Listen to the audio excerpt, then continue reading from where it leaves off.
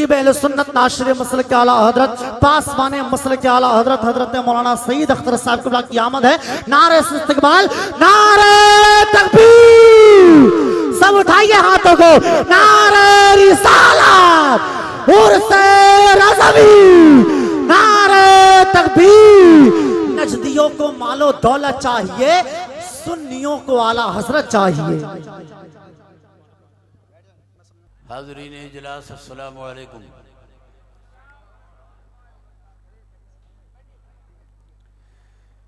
نحمدہ ونصلی علی حبیبہ الکریم.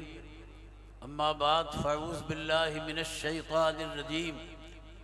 بسم اللہ الرحمن الرحیم. والذین اوتوا العلم درجات. صدق اللہ مولانا العظیم وصدق رسولہ النبی الکریم. وَنَحْنُ عَلَىٰ ذَلِكَ لَمِنَ الشَّاهِدِينَ وَالشَّاكِرِينَ وَالْحَمْدُ لِلَّهِ رَبِّ الْعَالَمِينَ. نہ بادشاہ نہ کوئی وزیر زندہ ہے، نہ بادشاہ نہ کوئی وزیر زندہ ہے، در نبی کا مگر ہر فقیر زندہ ہے. سبحان اللہ، ماشاءاللہ. فردوس آگہی میں جو چرچا رضا کا ہے. میری آواز ٹھیک طرح پہنچ رہی ہے نا؟ فردوس آگہی میں جو چرچا رضا کا ہے، جنت نگاہ جلوہ زیبا رضا کا ہے. اور پڑھ کر کوئی حدائق بخشش کو دیکھ لے، پڑھ کر کوئی حدائق بخشش کو دیکھ لے، رتبہ سخنوری میں بھی اونچا رضا کا ہے. کیا بات ہے، سبحان اللہ.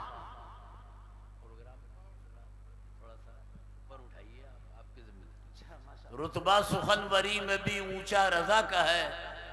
اور مسجد ہو مدرسہ ہو کوئی خانقاہ ہو، مسجد ہو مدرسہ ہو کوئی خانقاہ ہو، جس انجمن میں دیکھیے چرچا رضا کا ہے. واہ واہ واہ واہ واہ، زندہ باد. مدرسہ ہو بہت اچھے، ماشاءاللہ. کوئی خانقاہ ہو، جس انجمن میں دیکھیے چرچا رضا کا ہے. اور جو اس نے لکھ دیا ہے سند ہے وہ دین میں، جو اس نے لکھ دیا ہے سند ہے وہ دین میں، اہل قلم کی آبرو نقطہ رضا کا ہے.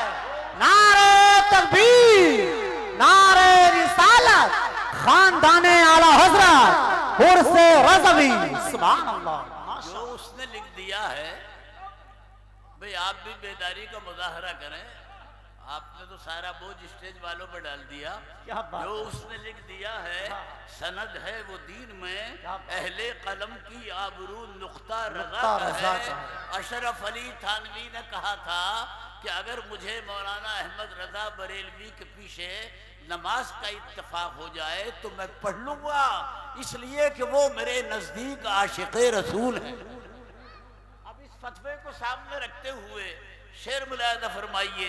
جو اس نے لکھ دیا ہے سند ہے وہ دین میں، اہل قلم کی آبرو نقطہ رضا کا ہے. اور اشرف علی کے حکم امامت سے ہے آیا، اشرف علی کے حکم امامت سے ہے آیا، مسجد کسی کی بھی ہو مصلی رضا کا ہے.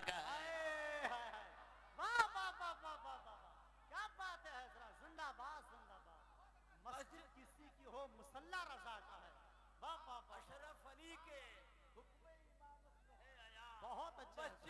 کی بھی ہو مصلی رضا کا ہے. حضرات مصلی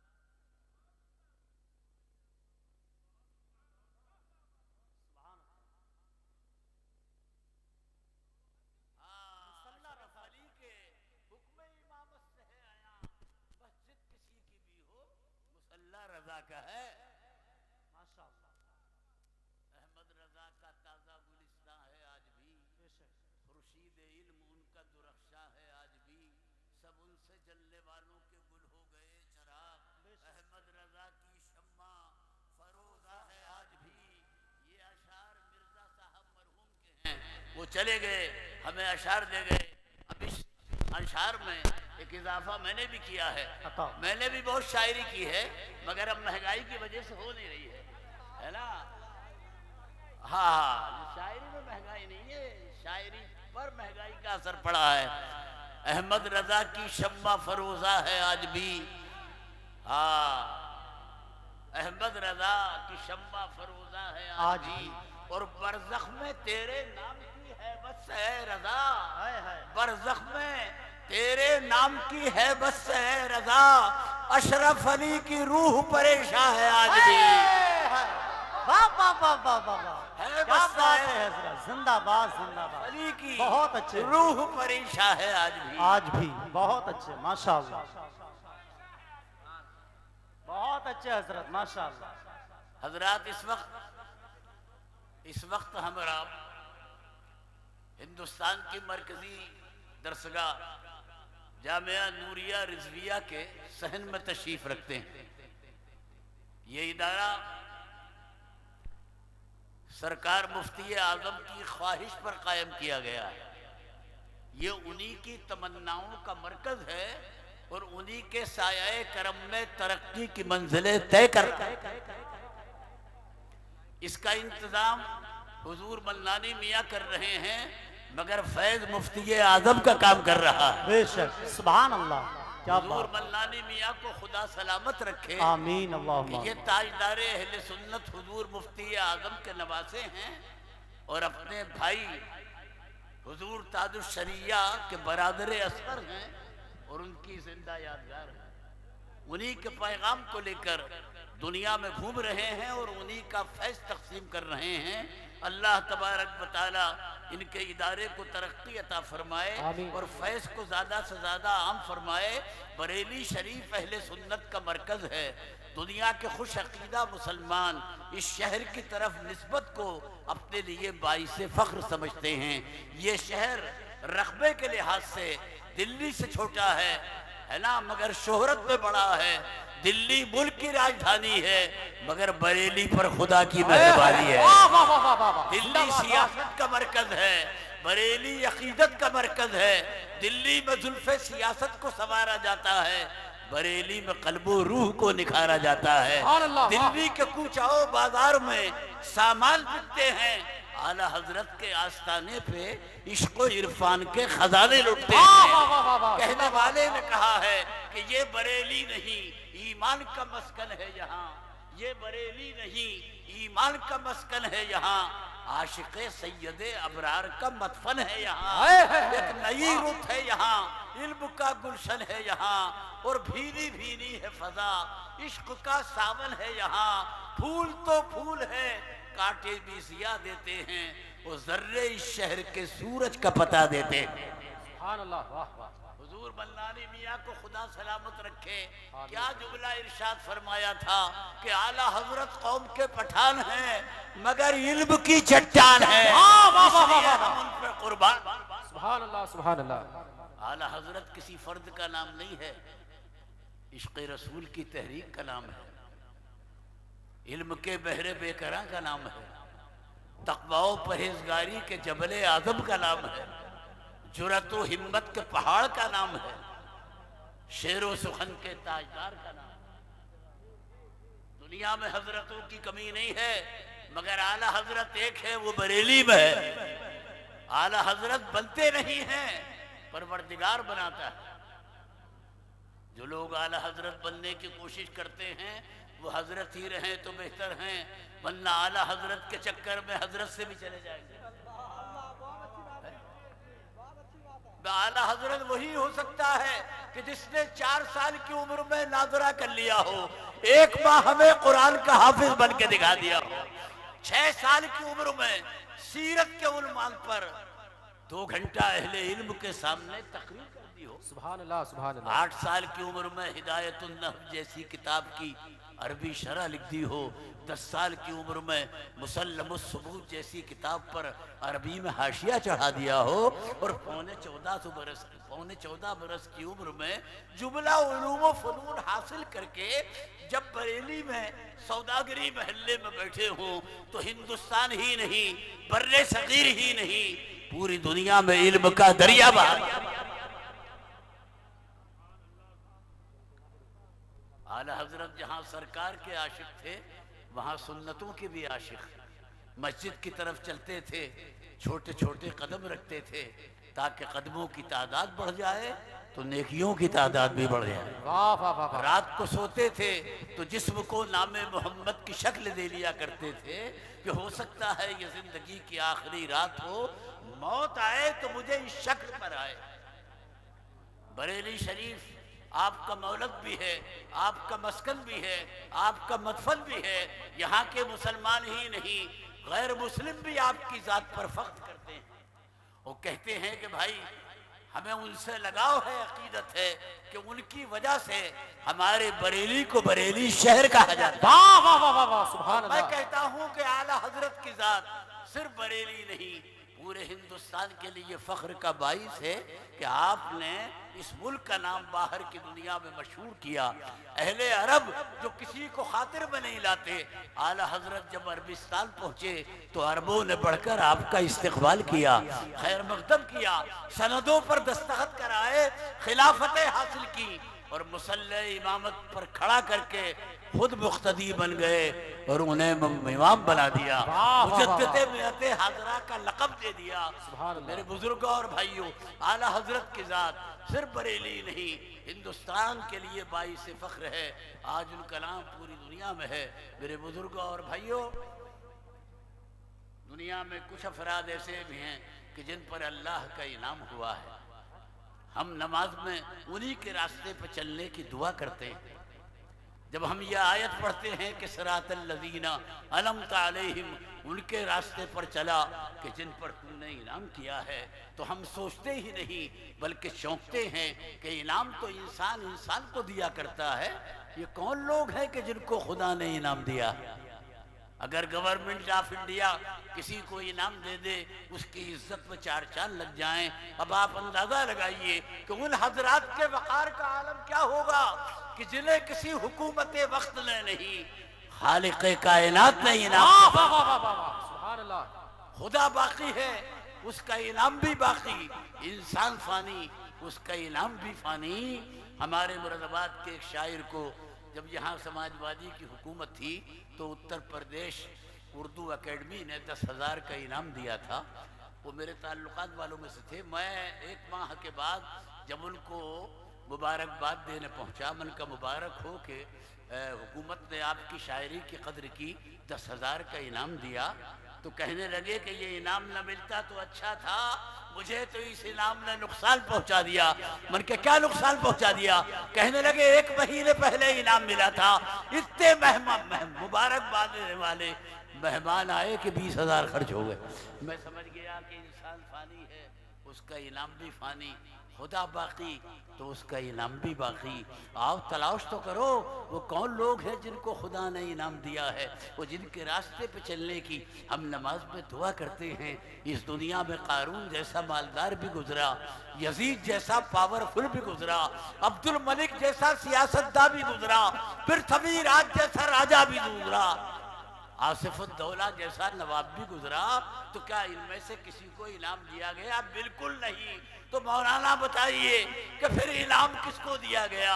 تو سید اختر کہے گا کہ انعام قارون کو نہیں، موسیٰ کلیم اللہ کو ملا، یزید کو نہیں، کربلا کے امام حسین کو ملا، کوفے کے حجاج کو نہیں، بغداد کے غوث الاعظم کو ملا۔ انعام دلی کے پرتھوی راج کو نہیں، اجمیر کے غریب نواز کو ملا۔ انعام بھوپال کے صدیق حسن خان کو نہیں، بریلی کے احمد رضا خان کو ملا۔ یہ انعام نہیں ہے تو اور کیا ہے کہ اعلیٰ حضرت بریلی میں اور چرچا پوری دنیا میں۔ واہ واہ واہ۔ چراغ ایک جگہ ہے، اجالا ہر جگہ ہے، مزار بریلی میں، بہار ہر جگہ۔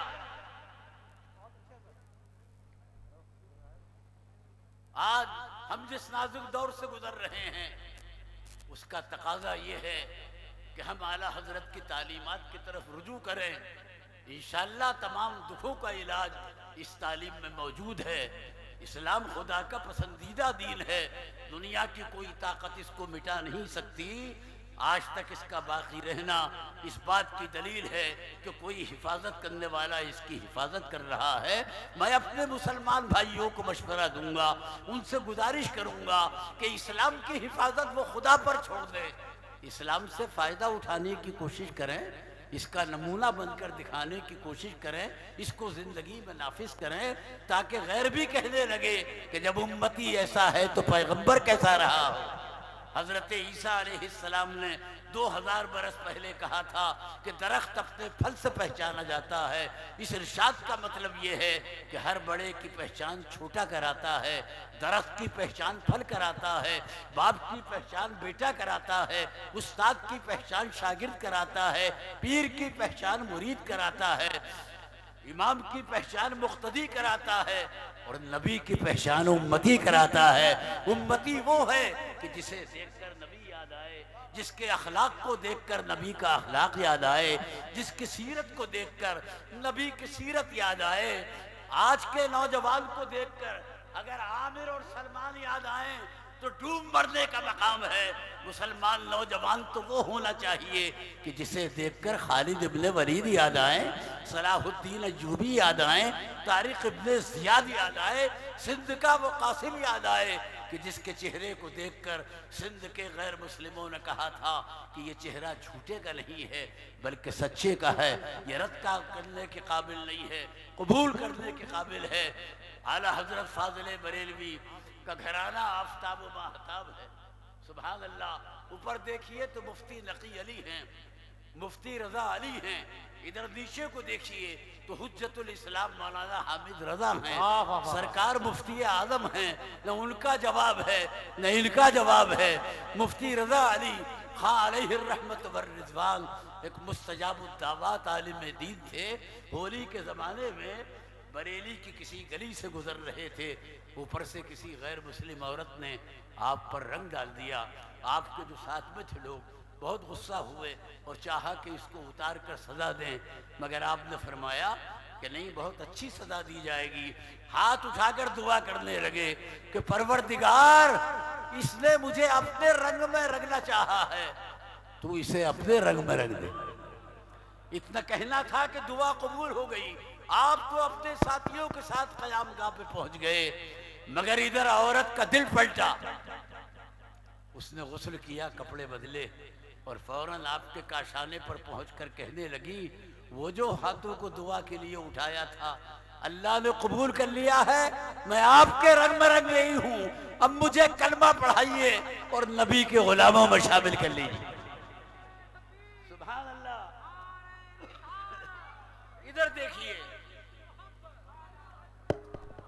یہ سرکار حجت الاسلام ہے، مولانا حامد رضا، لقب حجت الاسلام، سیرت بھی اچھی، صورت کا تو جواب ہی نہیں۔ انگریز کی عملداری، لاہور میں کسی مناظرے میں پہنچے، ادھر سے انگریز آ رہا تھا، بہت خوبصورت عالم دین تھے،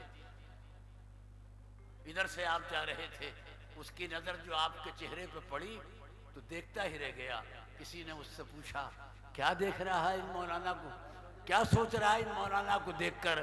تو انگریز نے کہا تھا کہ میں تو یہ سمجھا ہوں کہ جب حامد ایسے ہیں تو محمد کیسے رہے۔ دیکھا، ہماری آپ کی ذمہ داری ہے کہ ہمارے کردار و عمل سے نبی کا تعارف ہونا چاہیے۔ کوئی ہمیں دیکھے تو ہمارے نبی کی یاد تازہ ہو، ہمارے نبی کا اخلاق تازہ ہو۔ یہ ہے سرکار مفتی اعظم، سبحان اللہ۔ میں 7 سال تک ان کے قریب رہا، ان کی خلوت بھی دیکھی، جلوت بھی دیکھی، ان کے سامنے تقریریں بھی کی، انہوں نے میری اصلاح بھی کی، نعتیں بھی پڑھی، سبحان اللہ۔ یہ منقبت میں نے انہی کے سامنے کہی تھی کہ یہ کس کا عرس ہے، کس ذات کی جلوہ نمائی ہے کہ جس کا نام سنتے ہی نبی کی یاد آئی ہے۔ یہ کس کا عرس ہے، کس ذات کی جلوہ نمائی ہے کہ جس کا نام سنتے ہی نبی کی یاد آئی ہے۔ اور نہ چھیڑے گردش ایام تو اہل بریلی کو، میں نے یہ شعر پڑھا تھا کہ نہ چھیڑے گردش ایام تو اہل بریلی کو، یہاں کے رہنے والوں کی مدینے تک رسائی ہے۔ تو سرکار نے فرمایا کہ نہیں نہیں، یہ مت پڑھو کہ یہاں کے رہنے والوں کی مدینے تک رسائی ہے، ایک اشارہ کر رہا ہوں۔ حضرت نے فرمایا یوں پڑھو کہ نہ چھیڑے گردش ایام تو اہل بریلی کو، فدایان بریلی کی مدینے تک رسائی ہے، سبحان اللہ۔ اور آخر شعر سنیے، کہ مصیبت میں جہاں سوچا رضا آواز دوں تجھ کو، مصیبت میں جہاں سوچا رضا آواز دوں تجھ کو، میری آواز سے پہلے تیری آواز آئی ہے۔ سبحان اللہ، وہ سبحان اختر حاضر دربار ہے، اس بار بھی آقا ہزاروں بار جس کی آپ نے بگڑی بنائی ہے۔ یہ گھرانہ آفتاب و ماہتاب ہے، اللہ نے اعلی حضرت کو مجدد بنایا، مصلح بنایا، کہ سرکار مفتی اعظم ہیں، علماء حق کی پہچان ارباب اقتدار سے دوری ہے۔ آپ نے صاف فرمایا تھا کہ گورنروں کے استقبال سنت نہیں ہے، مریضوں کی عیادت سنت ہے۔ سبحان اللہ، اللہ نے علم دیا ہے، دیا تو کرامتوں کا ان سے صدور بھی ہوا۔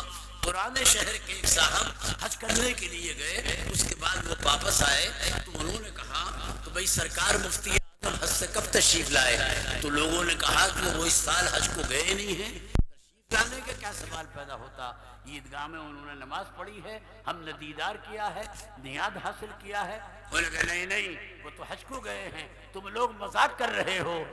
تو اس زمانے میں لوگ سچ بولتے تھے، جھوٹ کا جائبہ ذرا کم تھا۔ تو ایک صاحب نے کہا بھئی آپس میں بحث کرنے کی ضرورت کیا ہے؟ سرکار مفتی اعظم تو سوداگری محلے میں موجود ہیں، انہی کے پاس چلو اور ان سے پوچھ لو کہ آپ حج کو گئے تھے کہ نہیں گئے تھے۔ چنانچہ آگے آگے وہ حاجی صاحب، پیچھے پیچھے وہ لوگ جنہوں نے یہ کہا تھا کہ نہیں حج کو نہیں گئے، یہی رہے۔ سبحان اللہ۔ اور جیسے حاجی صاحب کو سرکار مفتی اعظم نے دیکھا تو دیکھتے ہی فرمایا کہ حاجی صاحب ہر بات کو ظاہر نہیں کیا جاتا ہے، کچھ چیزیں چھپائی بھی جاتی ہیں۔ واہ واہ واہ واہ واہ، سبحان اللہ، سبحان اللہ۔ یہ ہے کہ حج کے ایام میں یہاں بھی ہیں اور حرم کی سرزمین پر بھی ہیں۔ 25 سفر اعلی حضرت فاضل بریلوی کے عرس کی تاریخ ہے، دنیا کے کونے کونے اور گوشے گوشے میں آپ کی یاد منائی جاتی ہے، اور اس بات کا اعتراف کیا جاتا ہے کہ یا اعلی حضرت آپ نے تصنیف و تعلیف کے ذریعے ہمارے عقیدے اور ایمان کی جو حفاظت کی ہے، ہم اس کا بدلہ تو نہیں دے سکتے، مگر آپ کی محفلیں سجا کر، آپ کا عرس کر کے، آپ کی نیازوں کا اہتمام کر کے آپ کا شکریہ ادا کر سکتے ہیں۔ 105 سال اعلی حضرت فاضل بریلوی کے وصال کو ہو چکے ہیں۔ سبحان اللہ۔ آفتاب علم و فضل نے چہرے پر نقاب تو ڈالا ہے مگر کرنیں آج بھی چمک رہی ہیں اور انشاءاللہ قیامت تک چمکتی رہیں گی۔ ٹھیک اس دن جس دن اعلی حضرت فاضل بریلوی کا وصال ہوا ہے، سبحان اللہ، ملک شام کے ایک عالم دین۔ ارے آپ لوگ بیٹھ جائیں، کوئی نہیں آ رہا ہے، آپ لوگ بیٹھ جائیں، وہاں کیا دیکھ رہے ہیں آپ لوگ؟ حضرت تقریر کر رہے ہیں، توجہ کے ساتھ سماعت فرمائیں۔ کوئی جب آئے گا تو ہم لوگ ہیں نعرہ لگانے کے لیے۔ ارے بھائی کوئی آئے گا، وہ اسٹیج والوں کی ذمہ داری ہے، آپ کے سامنے تو میں کھڑا ہوں اور وہ کہیں اور نہیں جائیں گے، یہی آئیں گے، ہے نا؟